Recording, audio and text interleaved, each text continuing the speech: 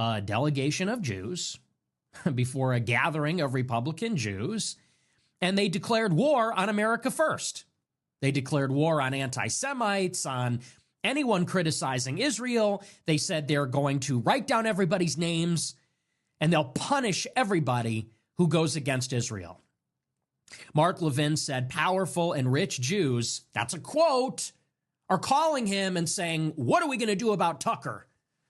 And Mark Levin said, we're tired of hearing about genocide. We're tired of hearing about foreign aid. P-record back over there. We got some more Nick Fuentes clips for you guys today.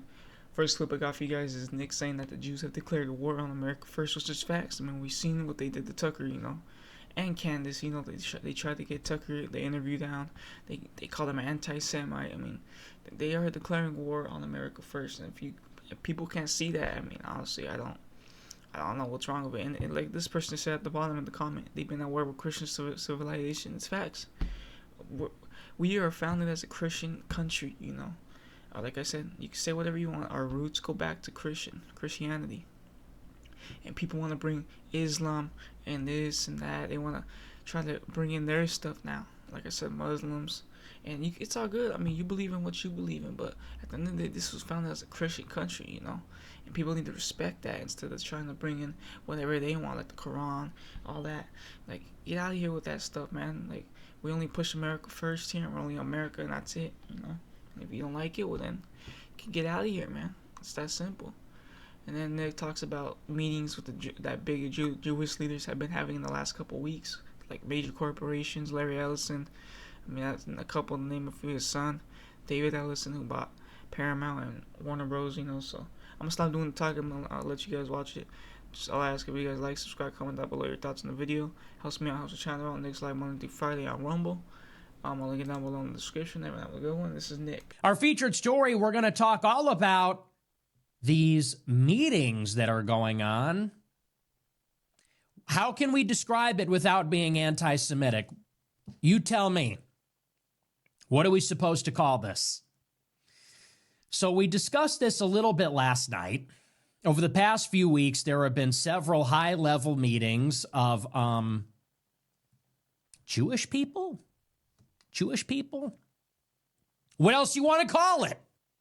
First, there was the Republican Jewish Coalition Summit in Las Vegas. What do you want me to do with that one? The Republican Jewish Coalition. And this happened right after my interview with Tucker. And Jews like Mark Levin and Randy Fine and others got up before a delegation of Jews, before a gathering of Republican Jews, and they declared war on America first. They declared war on anti-Semites, on anyone criticizing Israel. They said they're going to write down everybody's names and they'll punish everybody who goes against Israel. Mark Levin said powerful and rich Jews, that's a quote, are calling him and saying, what are we going to do about Tucker? And Mark Levin said, we're tired of hearing about genocide. We're tired of hearing about foreign aid. We're taking names and we'll make our decisions. Okay. Past couple weeks, there have been more meetings like this. There was a meeting of the World Jewish Congress last week. Again, what do you want me to do with that? World Jewish Congress, look it up. It's on Wikipedia. The chairman is Ronald Lauder, who inherits the Estee Lauder fortune.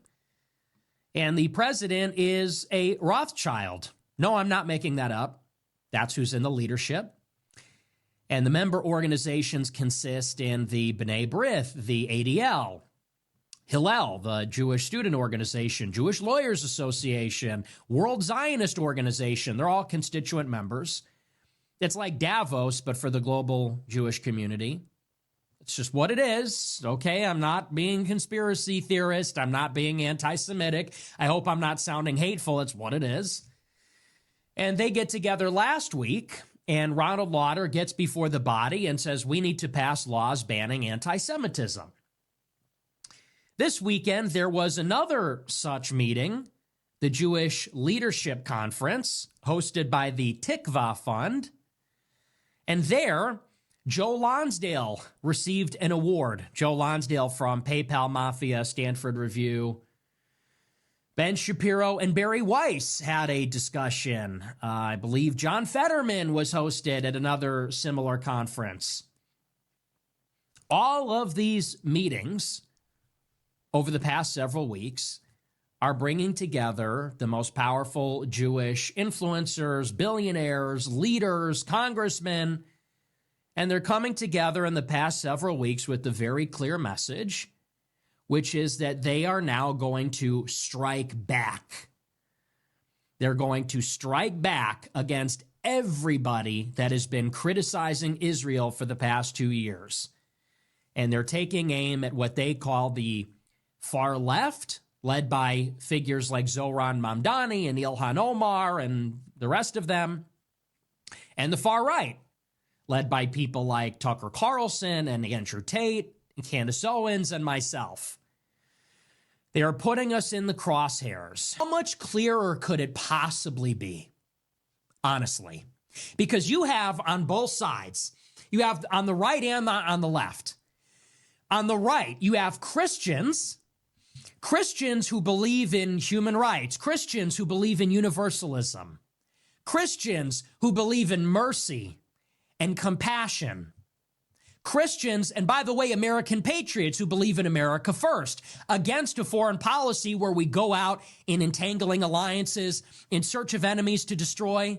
You've got people like Marjorie Greene, Tucker, Candace, me. We don't even all like each other. We don't agree on much or on everything. But we all come together and say, we don't want to see a genocide in Gaza. We don't want to see a war in Iran.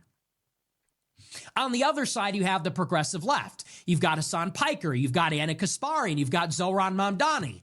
And they're saying, as liberals, they're saying this is an ethnic cleansing. A vulnerable people is being dispossessed of their land, they're being disenfranchised, they're being killed brutally without regard for human rights or international law. They're saying that offends our conscience. And what's more, we don't want to pay for it. And clearly, groups like AIPAC and billionaire oligarchs are bribing Congress, bribing the Republican Party to look the other way and support it. On the right and the left, we're also saying something to the effect of, we want to put America first. We don't want to fight Israel's enemies, and we don't want to pay a foreign government. We want to pay our own people. We want affordability. Right, left, and center, the people are suffering.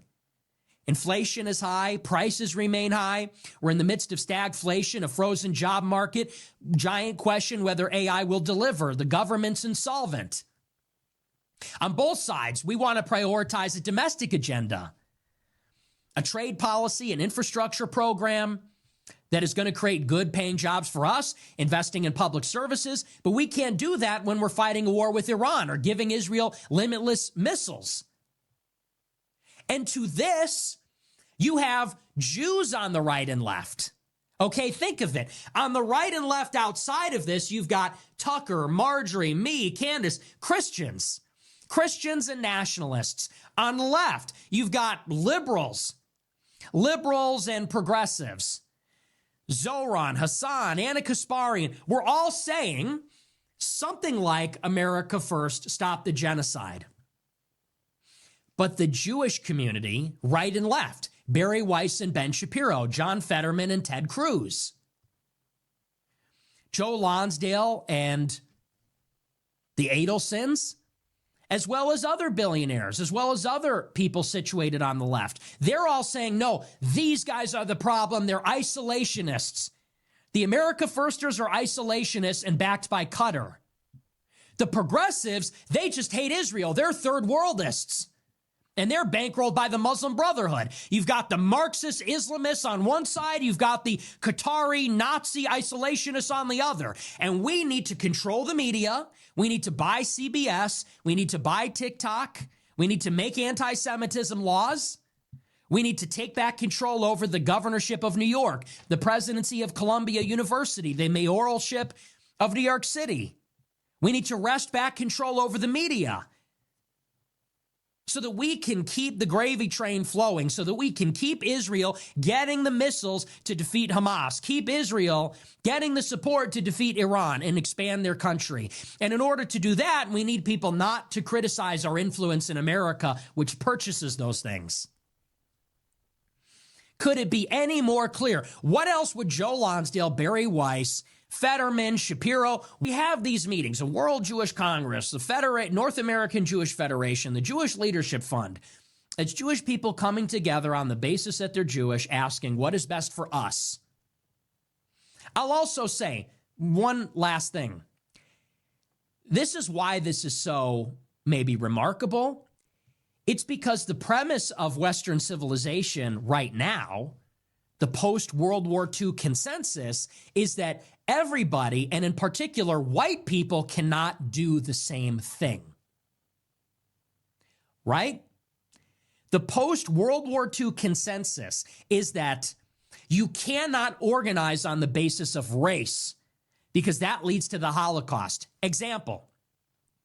If I got up and said, I am for a white power organization, we're going to have a white conference, only white people are allowed, and we want to do what is best for whites. We want all white people from all around the world to come here, all white billionaires, all white influencers, all white politicians. We want to come together in a big convention, and we want to use our power to do what's best for whites only. How can whites protect our interests as a group? Like, what would you call me if I did that? You would call me a Nazi. And why? Then Nazism leads to Holocaust, so we can't do that. You have to leave your racial identity at the door. And as a matter of fact, we have to let in immigrants. America's not white. Europe is not white. Whiteness doesn't exist. Whiteness doesn't matter. Whiteness isn't real. So this is the political dynamic. It's that the Western world was white, is no longer. Why? Because we can't defend our racial identity. We can't identify as whites. We can't protect our interests as whites. We can't organize as whites against this invasion from the third world, where they are hostile to our culture. They're attacking our heroes, our monuments, our holidays, our religion, our culture. They assault us physically. They're diluting our representation in the country and then therefore our power over the institutions. But Jewish people do this while telling us that we can't do the same. The Republican Jewish Coalition, you had the Conference of Major American Jewish Organizations, the World Jewish Congress, you had the Tikva Fund, Jewish Leadership Conference. This is a little survey of what has been discussed at those meetings. We'll go over it. This is an article from Information Liberation by the great Chris Menahan, who's been truly exceptional and a great journalist. I encourage everybody to follow him on Twitter. He writes about these gatherings, quote, the theme throughout the World Jewish Congress, Jewish Leadership Conference, and the Jewish Federations of North America's General Assembly over the past few days was a pining for censorship to suppress Tucker Carlson and Nick Fuentes on the right and anti-Zionist backers of Zohran Mamdani on the left. Okay, so World Jewish Congress, Jewish Leadership Conference, Jewish Federations of North America's General Assembly.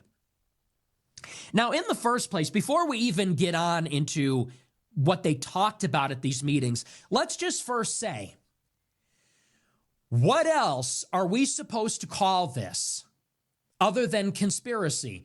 What else are we supposed to call this other than identity politics? Organized Jewry. Seriously. Because I would love for Tucker Carlson to explain to me, I would love for Ben Shapiro, Candace Owens, any of them who deny this, please explain to me, what is this? What are all of these groups? Who are these people? What are they actually? The World Jewish Congress, the Jewish Leadership Conference, the Jewish Federations of North America. What are we to make of this? This is totally unique. There is no other group of people that does this. I'm Italian, Mexican, and Irish. Is there anything comparable for any of these groups? Is there a World Irish Congress chaired by billionaires and bankers? No. Is there an Italian Federation of North America led by billionaires and influential groups? No. This is totally unique. It's unique in terms of the level of organization, how many of them there are, how powerful they are. The constituent members of these organizations have tons of influence as lawyers, as bankers, as Hollywood talent agents, as billionaires. So the amount of power in these rooms, the level of organization, the number of organizations, the extent to which it's truly federated. You've got local chapters, state chapters, regional, continental, and global. So highly organized, highly federated, a concentration of power. And they're organizing around the basis of what exactly? Neoconservative ideology? No. Support for the government of Benjamin Netanyahu? No. Support for the policies of the government of Israel? No. As a matter of fact, they disagree on these things. They disagree on all these things. What are they organizing on the basis of? Well, it's in the name. It's on the basis of their Jewishness. It's that they're Jewish. What does that mean? Well, ask them. Are they all religious? No. Not all of them are religious, and if they are, not all of them have the same religious sect. They're organizing on the basis of Jewish identity, which is ethnic, it's genetic, it comes from the mother, and it's a distinct ethnic group. Ashkenazi Jews, Sephardic Jews, among others, Mizrahi Jews, there's many different types. There's a genetic basis, it's an ethnic national identity, and there's also this tradition, culture, religion, Yiddish and Hebrew, the book, the bar mitzvah, the stereotypes, all these types of things. So highly organized, a concentration of power and influence on the basis of their identity. And what is the purpose of these groups? What is the purpose of these organizations? Are they there to enjoy their Jewish traditions? Is it a big party where they enjoy Jewish food and Jewish music and they just kind of hang out? What are they actually there to achieve? Well, it seems that they are there to discuss and think about and advocate for what is in their political interest as a group. Like, let's say, for example, the Republicans hold the Republican National Convention. What are they there to do? They are there to say, they are gathered to discuss, how do Republicans win?